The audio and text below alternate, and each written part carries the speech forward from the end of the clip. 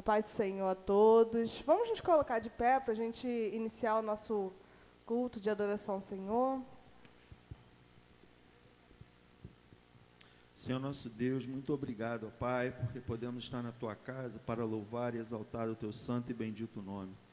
Ó Deus, nós queremos Te pedir, ó Pai, que o Senhor se faça presente e que o Senhor fale conosco, ó Pai, através dos louvores, através da Tua palavra que será ministrada, que nós possamos sair daqui, ó Pai, tendo a certeza de que o Senhor falou conosco, ó Pai.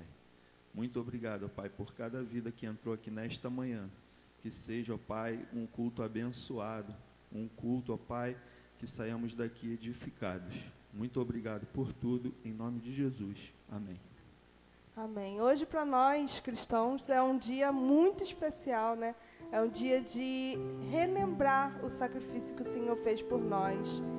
E qual forma melhor do que louvar, adorar e engrandecer o nome dele, né? Convido a igreja para estar cantando, louvando ao Senhor conosco.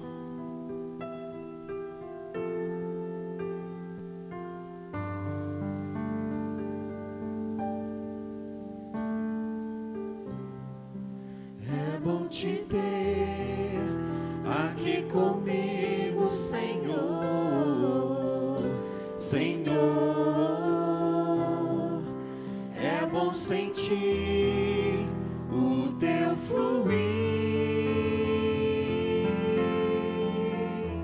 como águas cristalinas que transbordam o coração. É assim que teu Espírito age em mim. É bom te ter, é bom te ter aqui comigo, Senhor, Senhor. É bom sentir o teu fluir, como águas cristalinas que transbordam o coração. É assim que o teu Espírito age em mim. Vem, Senhor Jesus, e receba o meu louvor. Teu amor nos conduz e renova o meu viver. Teu amor e tua paz é o que eu quero mais. Vem, Senhor, e aviva o meu viver.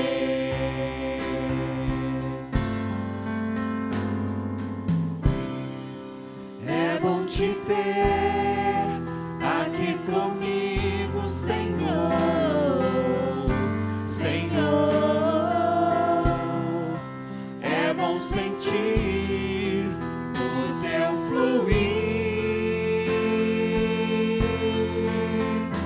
como águas cristalinas que transbordam o coração. É assim que o teu Espírito age em mim. Vem, Senhor Jesus, e receba o meu louvor. Teu amor nos conduz e renova o meu viver.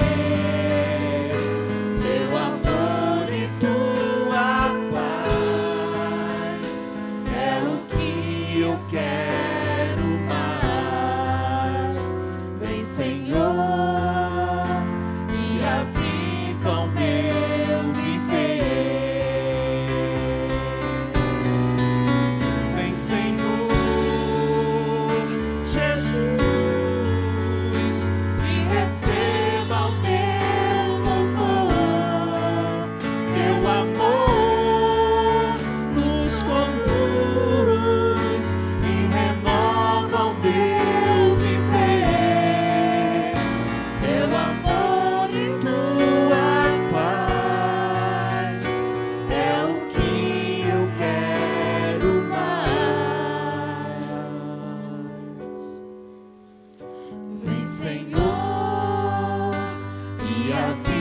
aviva o meu viver. Vem, Senhor, e aviva o meu viver. Vem, Senhor, e aviva o meu viver. Amém. Vamos nos colocar de pé, igreja. Hoje é dia de celebrar. Hoje é dia de celebrar o Senhor, celebrar o sacrifício dele. E se você crê que tudo isso que ele fez foi por você, declare a ele que porque dele, por ele e para ele são todas as coisas. Amém? Amém. Quem tiver o seu dízimo, sua oferta, pode vir depositar na casa do Senhor.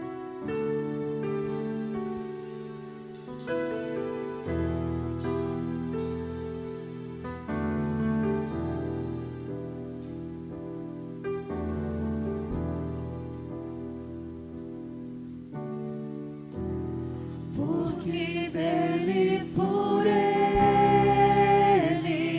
para ele são todas as coisas.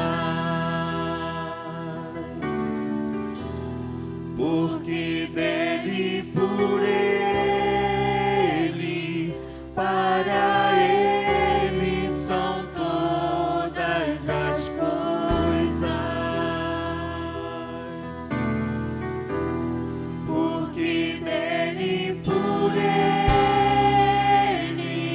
para ele são todas as coisas.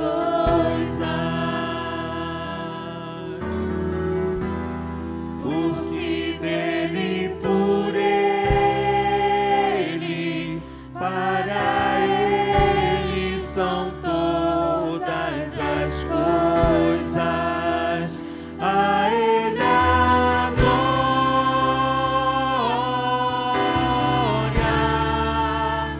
a ele a glória,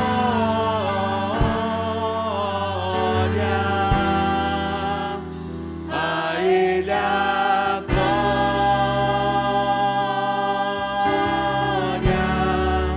pra sempre. Amém.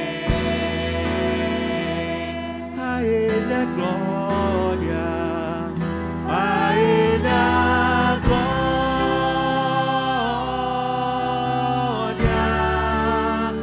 a ele a glória, a ele a glória,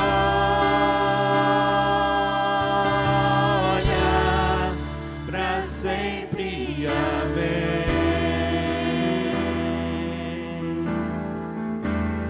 Quão profundas riquezas o saber e o conhecer de Deus.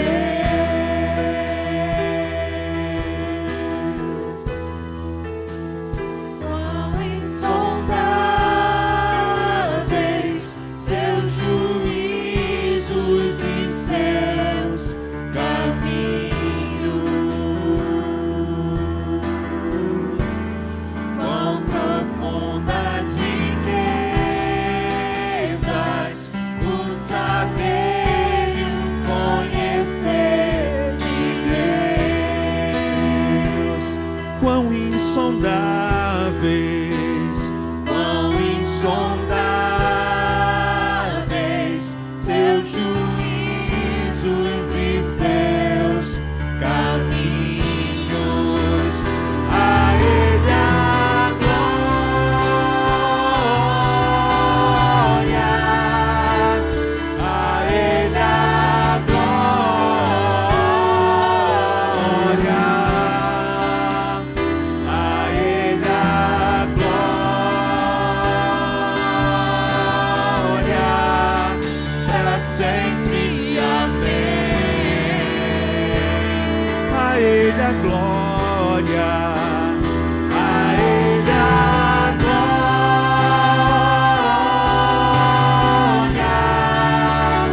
a ele a glória,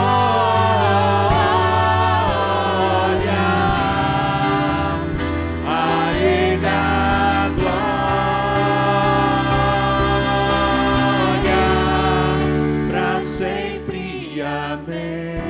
Se você crê nisso, vamos louvar novamente essa parte. Só a igreja. A Ele a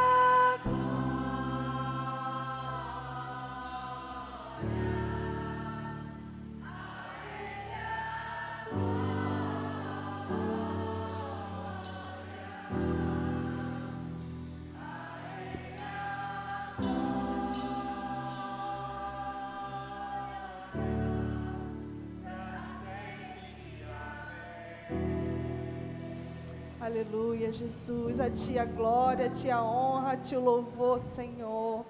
Oh Deus, a Tua igreja, Pai, clama, agradece, Senhor, pelo Teu sacrifício feito, Pai, na cruz. Mesmo, Senhor, o Senhor não ter merecido tudo aquilo que o Senhor sofreu, mesmo assim o Senhor se entregou, Senhor, de bom grado, de amor, de paz por nós. Oh Deus, obrigada, Senhor, porque aquele sacrifício que o Senhor fez lá, há muito tempo atrás, hoje nós somos salvos e remidos por Ti, Jesus. Pai, entregamos, Senhor, nosso louvor e nossa adoração a Ti, Senhor, como cheiro suave. Entregamos aquilo, ó Pai, que o Senhor nos deu, ó Pai. Entregamos a nossa saúde, a nossa força, Senhor, o nosso amor a Ti, Senhor, a nossa devoção a Ti, Jesus.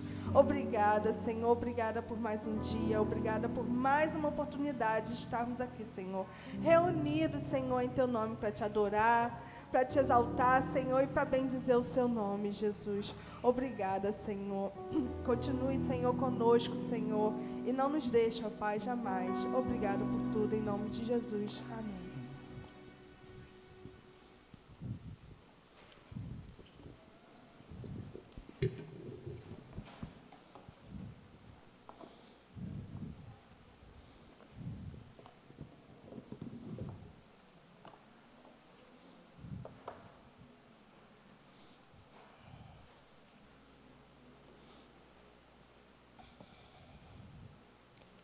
Bom dia, igreja. A graça e paz de Cristo seja com todos. Amém. Domingo de Páscoa. À noite nós vamos ter uma mensagem já a respeito da Páscoa. Mas agora de manhã nós vamos dar continuidade aos nossos estudos de a transformadora graça em Efésios. Efésios, irmãos, já estão contextualizados já a respeito dessa carta. E quando eu vi o tema que o texto de hoje diz respeito, eu lembrei de uma certa questão.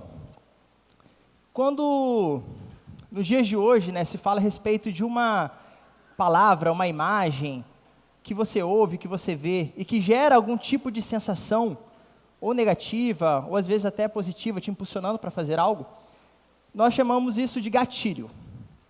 Hoje é muito falado a respeito de gatilho. Tal coisa gera gatilho. Isso serve tanto para coisas boas como para coisas ruins também.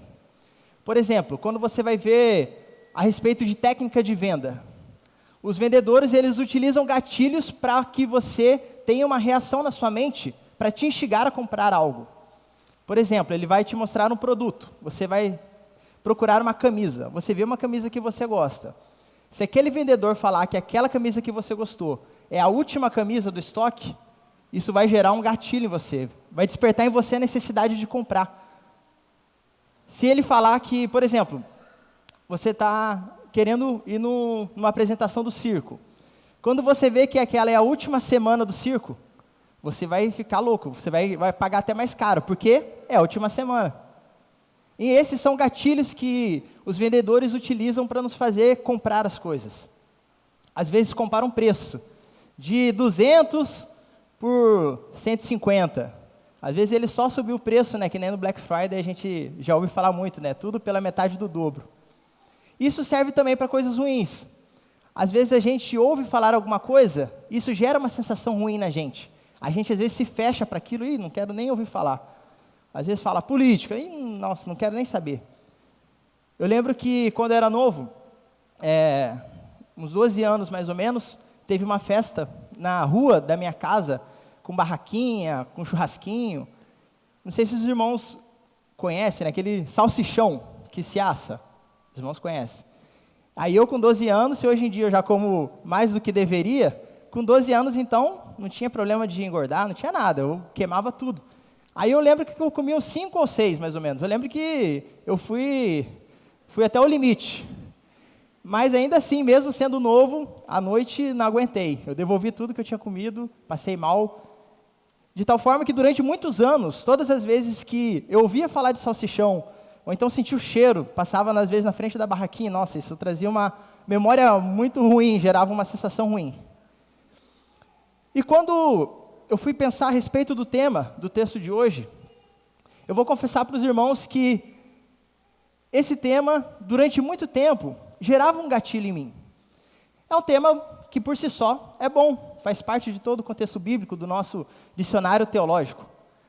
Esse tema, durante muito tempo, ele me fazia, quando eu ouvia falar, eu pensava, nossa, lá vem. Não, mais uma vez. Por quê? Porque foi me ensinado de uma maneira totalmente moralista. Pegavam e distorciam o que era isso para jogar indireta, para botar pressão. Isso gerava uma sensação, nossa, de aversão. Do ambiente doutrinário de onde eu vim, isso era abordado de uma forma muito legalista. E sempre para dar indireta para jovem. Era geralmente focado para jovem. Os casados, então, estavam tranquilos. O tema que nós vamos falar hoje é santidade. E eu vou te falar que a juventude lá que fazia parte daquele mesmo contexto, quando eles casavam, eles pensavam, não, agora eu sou santo. Justamente porque a santidade naquele contexto era ensinado como se referisse apenas a um tipo de pecado. O pecado da impureza sexual, das mais variadas formas. Como se santidade se limitasse a apenas uma área da nossa vida. Isso é uma distorção, porque embora essa pureza faça parte da santidade, a santidade não se limita apenas a uma área da nossa vida. A santidade abrange toda a nossa existência, todos os tipos de pecados. Nós devemos refletir e pensar a respeito disso, porque se determinado pecado não me atinge, ou passa a deixar de me atingir, mas existem outros diversos que vão impactar na minha vida.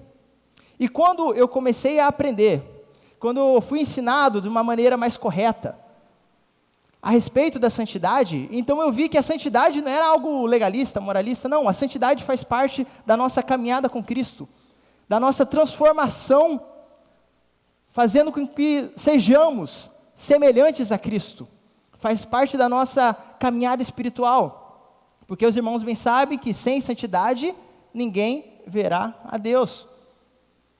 E no Antigo Testamento, santidade era muito tanto para homens separados para o ministério, então aquele homem que era ungido para o ministério, assim também como para objetos.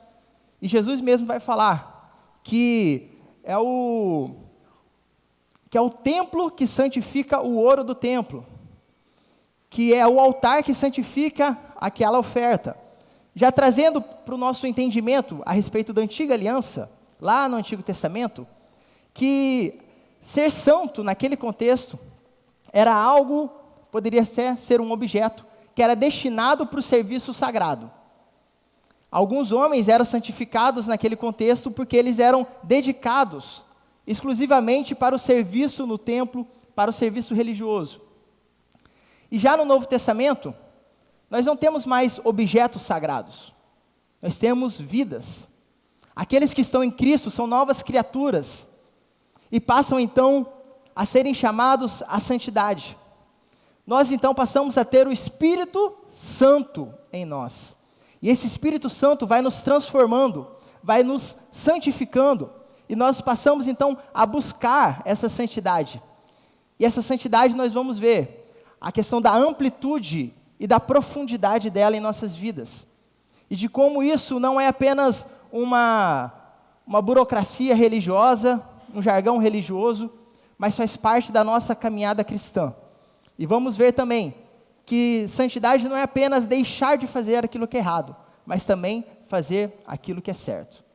Então, eu convido os irmãos, nós vamos estar sem a projeção ali, hoje vamos à moda antiga, então eu convido os irmãos a abrirem as Bíblias em Efésios 4:17.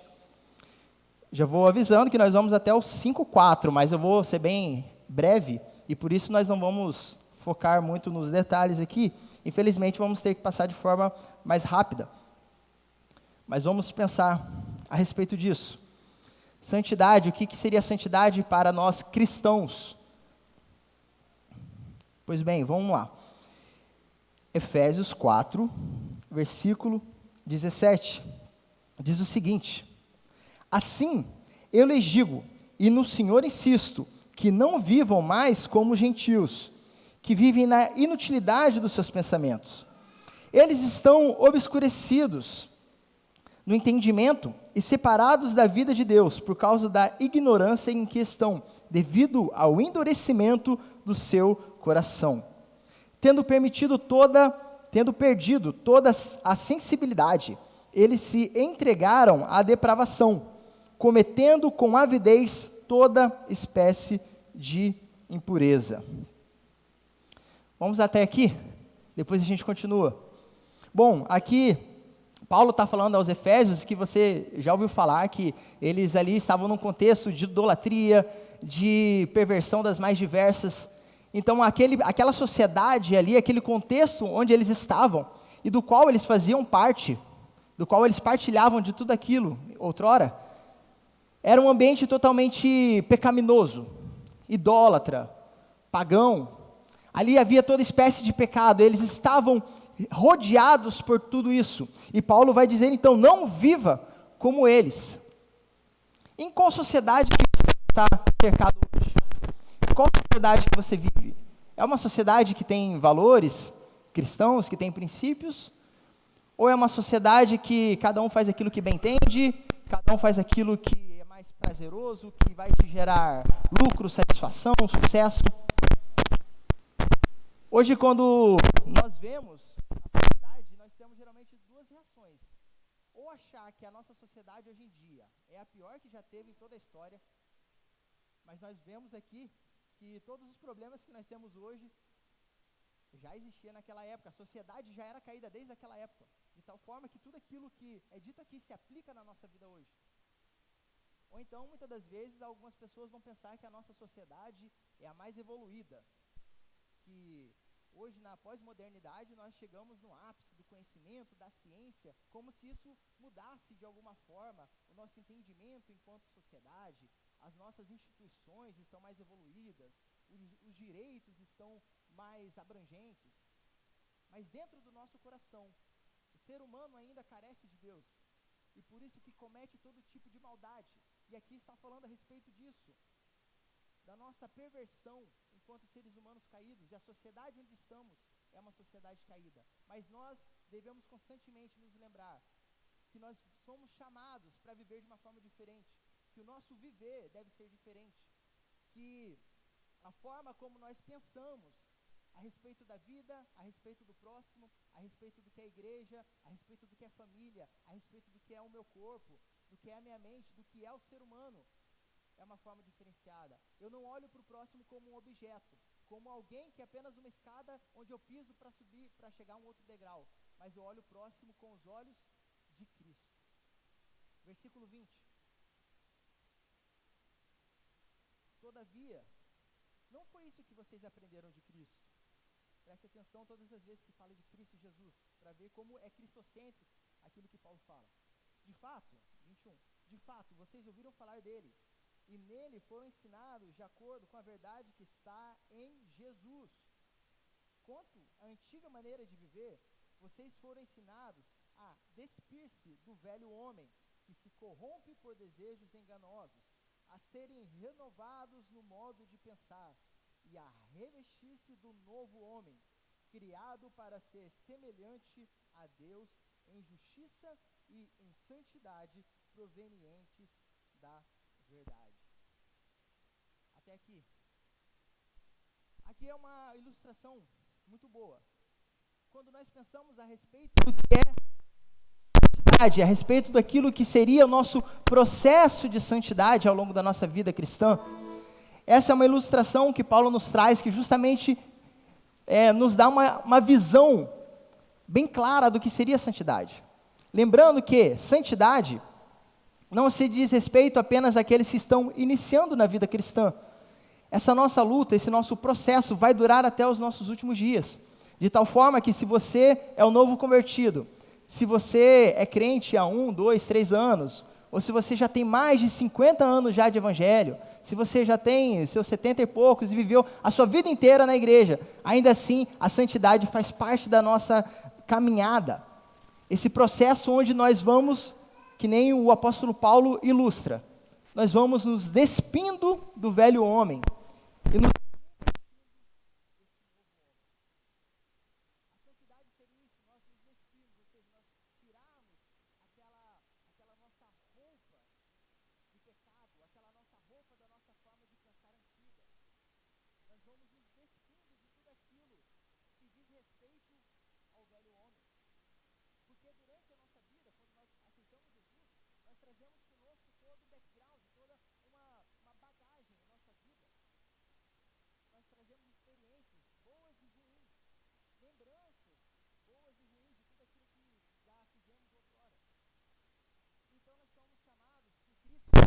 a mudar.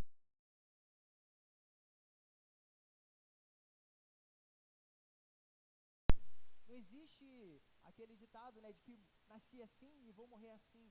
O Evangelho traz justamente isso para nós. Nós nos despimos, nós íamos deixando, dia após dia, aquilo que tem atrapalhado o nosso relacionamento com Deus, aquilo que tem atrapalhado o nosso relacionamento com o próximo, aquilo que tem nos feito desistir, aquilo que tem nos feito atrapalhar a nossa caminhada com Cristo.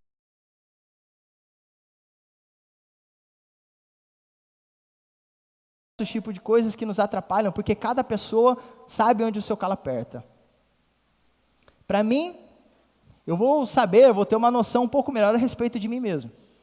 Mas você sabe aquilo que você tem que deixar.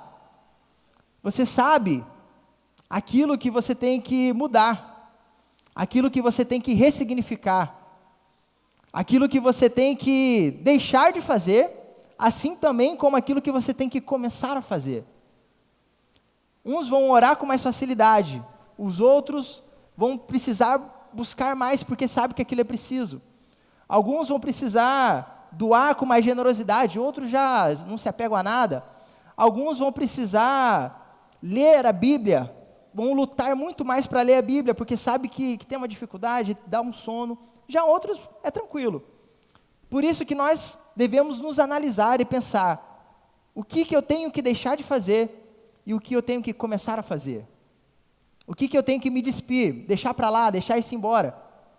E o que eu tenho que colocar a partir de agora, para ser essa nova criatura? Porque nós não somos chamados para sermos o mesmo durante toda a nossa vida.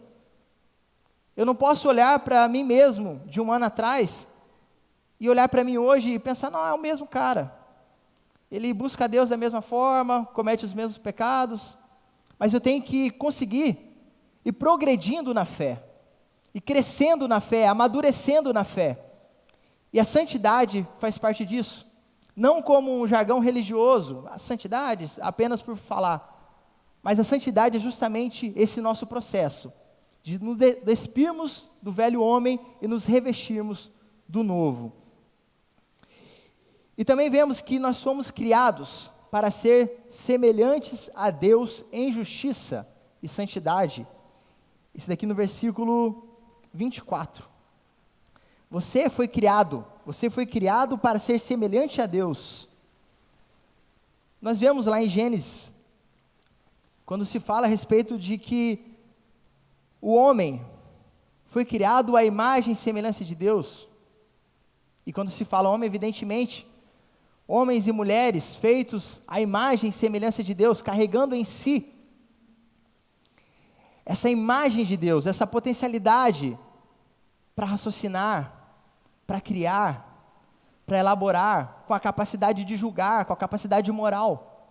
E quando a queda vem, isso é totalmente comprometido. A nossa mente já se torna uma mente pecaminosa. A nossa forma de falar, de ouvir, de pensar, de raciocinar a respeito da vida é uma forma pecaminosa. Mas nós somos chamados para sermos semelhantes a Deus. E quando nós passamos a crer em Jesus Cristo, esse processo de santificação é justamente isso, nós nos tornando mais parecidos com Deus. E vamos seguindo.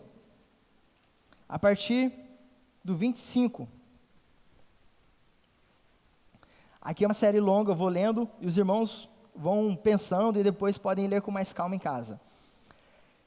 Versículo 25. Portanto, cada um de vocês devem abandonar a mentira e falar a verdade ao seu próximo, pois todos somos membros de um mesmo corpo. Quando vocês ficarem irados, não pequem. Apaziguem a sua ira antes que o sol se ponha, e não deem lugar ao diabo. O que furtava, não furte mais. Antes, trabalhe, fazendo algo de útil com as mãos, para que tenha o que repartir com os que estavam em necessidade. Nenhuma palavra torpe saia da boca de vocês, mas apenas o que for útil para edificar os outros, conforme a necessidade, para que conceda graça aos que a ouvem. Não entristeçam o Espírito Santo de Deus, com o qual vocês foram selados para o dia da redenção. Livrem-se de toda amargura, indignação e ira, gritaria e calúnia, bem como de toda maldade. Sejam bondosos e compassivos um para com os outros, perdoando-se mutuamente, assim como Deus os perdoou em Cristo. Do 5 em diante. Portanto, sejam imitadores de Deus, como filhos amados, e vivam em amor, como também Cristo nos amou e se entregou por nós, como oferta e sacrifício de aroma agradável a Deus. Versículo 3. Entre vocês não deve nem sequer haver menção de imoralidade sexual, como também de nenhuma espécie de impureza e de cobiça, pois essas coisas não são próprias para os santos. Não haja obscenidade, nem conversa tola, nem gracejos imorais, que são inconvenientes, mas, ao invés disso, ações de graças. Porque vocês podem estar certos disso.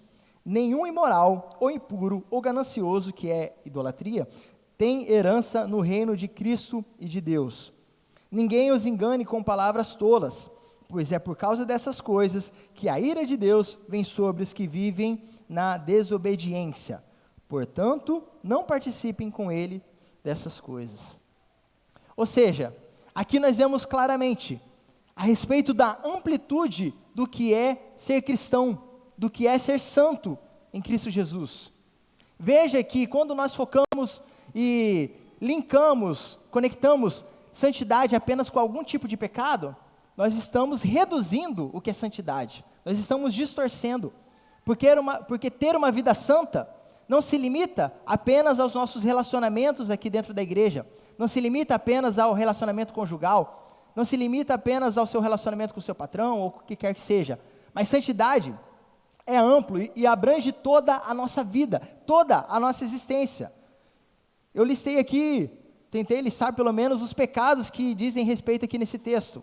Mentira, ira, furto, palavras torpes, amargura, indignação, gritaria, calúnia, imoralidade sexual, impureza, cobiça, obscenidade, tolice, gracejos imorais, ganância e idolatria. Pelo menos algum aqui você deve ter alguma dificuldade, nem que seja uma mentirinha, alguma coisa assim, você deve ter alguma dificuldade, algum tipo de pecado desse. De tal forma que você, de alguma forma, deve levar alguma coisa para sua casa aí como um dever de casa, como uma reflexão aí de que você deve buscar em Cristo Jesus se tornar a imagem de Deus, se tornar mais parecido com a natureza de Deus. E como foi falado lá no início, não diz respeito apenas àquilo que eu devo deixar de fazer, porque tudo isso nós devemos deixar de fazer cada vez mais, nos livrando disso, mas diz respeito àquilo que devemos fazer. Não basta apenas deixar de mentir, agora você tem que falar a verdade, você tem que ser transparente, você tem que falar com franqueza, falar a verdade. Não basta você parar de roubar, agora você tem que trabalhar, é o que Paulo fala. Agora você tem que produzir, você tem que ter também para compartilhar com o próximo. Veja que ser cristão não é um checklist de diversas coisas que eu tenho que deixar de fazer, porque essa é a imagem que muitas vezes é colocada sobre nós, porque muitas das vezes, é claro, nós damos a entender isso, que ser crente é o quê? Não poder beber, não poder fumar, não poder ouvir pagode, não poder dançar funk, como se fosse apenas uma lista daquilo que não devíamos fazer, como se ser crente é apenas aquele que não faz algo específico. Mas ser cristão está para além disso, é deixar de fazer aquilo que é mal, mas também fazer aquilo que é bom. Você é chamado a repartir, a edificar, a ser bondoso, a ser compassivo, a perdoar, viver em amor e dar ações de graças. Tudo isso Paulo lista aqui. E com certeza não é uma lista exaustiva, uma lista que abrange tudo. Porque tem muito mais em toda a Bíblia, em todo o Novo Testamento, que nos ensina aquilo que é verdadeiramente ser cristão. Se Cristo, enquanto Deus, fosse que nem as pessoas pintam, apenas como aquele que deixava de fazer aquilo que é errado, ele seria apenas uma estátua, que fica ali parado e não faz nada. Mas mais do que isso, ele era Deus ali, sendo ativo, promovendo o bem, promovendo mudança, abraçando, compartilhando, se entregando, de tal forma que a maior expressão e aquela obra mais sublime de Cristo aqui na terra, não era ele deixando de fazer alguma coisa, mas era ele se entregando. E ele falava: a minha vida ninguém toma, mas eu mesmo entrego, eu mesmo vou sofrer por vocês, eu mesmo vou me entregar, vou derramar o meu sangue por amor a vocês, e eu mesmo vou ressuscitar. E essa é a nossa certeza, a nossa esperança, enquanto aquilo que aguardamos, de que com Ele morremos, com Ele ressuscitaremos para a glória. E aí sim, vai chegar o dia que não haverá mais a necessidade de nos santificarmos, porque, como diz no Novo Testamento, o nosso corpo mortal vai ser revestido de imortalidade. O nosso corpo corruptível, ou seja, esse velho homem, essa natureza pecaminosa que vai nos acompanhar até a nossa morte, esse nosso corpo corruptível vai ser revestido de incorruptibilidade. Então vamos ser glorificados, vamos passar a ter uma natureza totalmente nova em Cristo Jesus na glória. E aí sim, você não vai ter mais que lutar contra o pecado, não vai ter mais que buscar a santificação, porque você já estará totalmente santificado, estará compartilhando da presença absoluta de Deus, brilhando onde não haverá mais noite, porque o sol brilhará o tempo todo, onde não haverá mais templo, porque lá será o templo de Deus.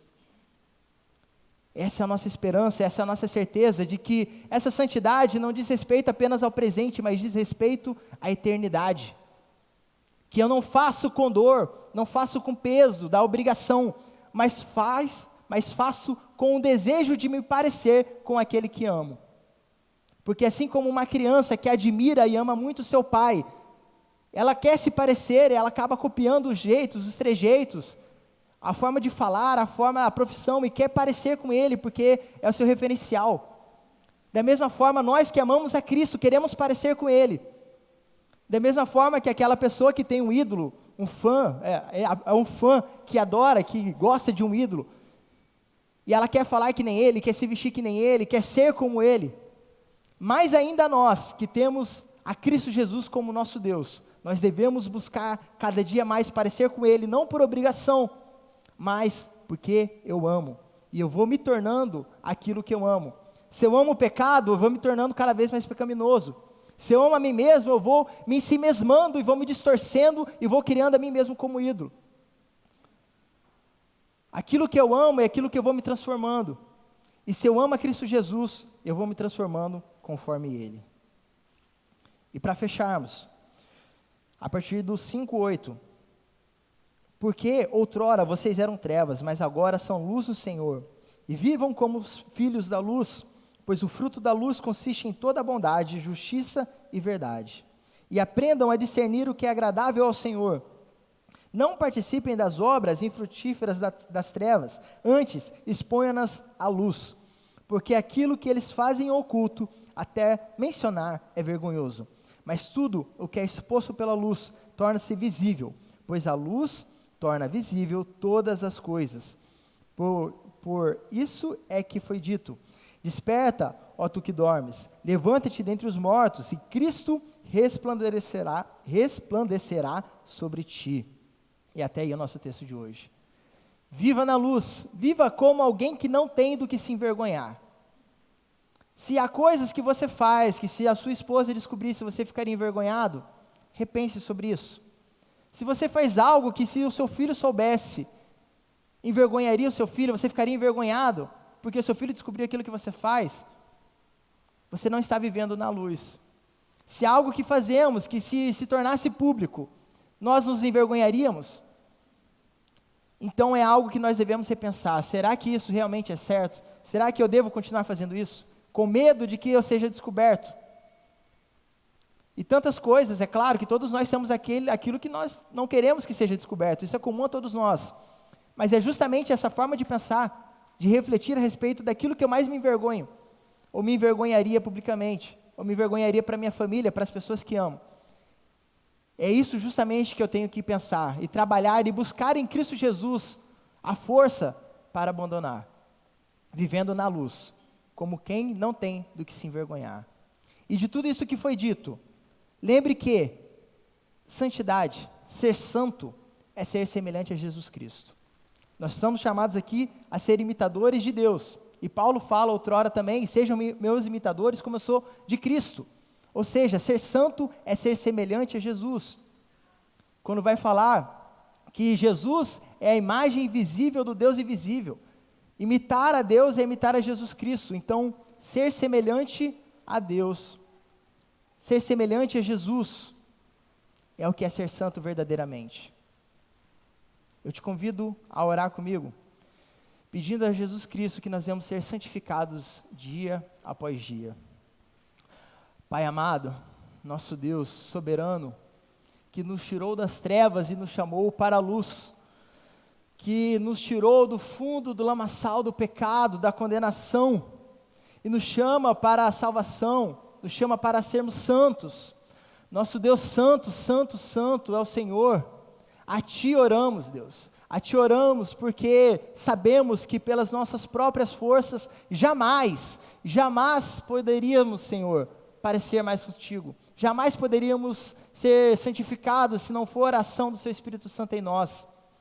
Então, Senhor, que o nosso desejo, a nossa vontade venha a ser glorificar o Seu nome, nos tornando mais parecidos contigo.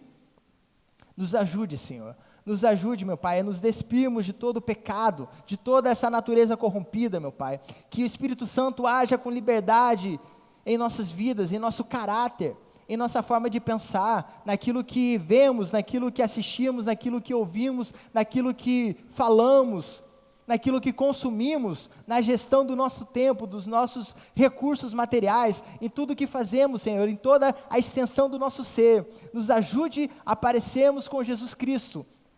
Que o nosso desejo por santidade não venha ser algo moralista ou legalista, ou apenas religioso, Senhor, mas que venha a ser verdadeiramente uma mudança da nossa natureza, nos parecendo cada vez mais contigo, ó Pai. Nos ajude na nossa caminhada, para o louvor do Seu nome, nós oramos, no nome de Jesus, amém e amém.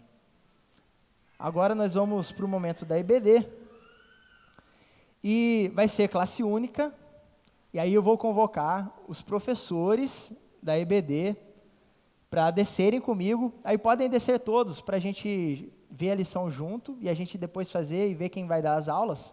E agora eu chamar o nosso teólogo Raul, que vai estar conduzindo esse momento da EBD. Então os irmãos podem continuar aqui, os professores estão liberados.